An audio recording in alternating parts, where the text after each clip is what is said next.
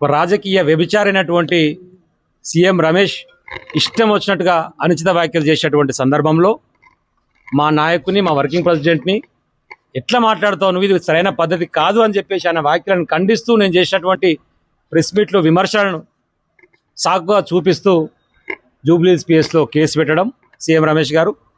ఆ క్రమంలో జూబ్లీస్ పిఎస్లో ఎఫ్ఐఆర్ నమోదు చేసి 35B BNS కింద నాకు ఈరోజు నోటీసులు ఇచ్చి విచారణకు హాజరు కావాల్సిందిగా వారు రమ్మన్నారు.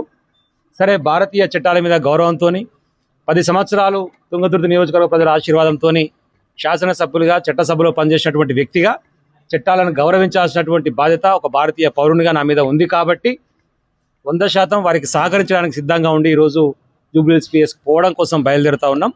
అక్కడ విచారణ జరిగిన తర్వాత మళ్ళీ ఈ అంశానికి సంబంధించి ఏం జరగబోతా ఉంది, ఏం చేయబోతా ఉంది అనేటువంటి విషయంలో మేము మాట్లాడడం జరుగుతుంది.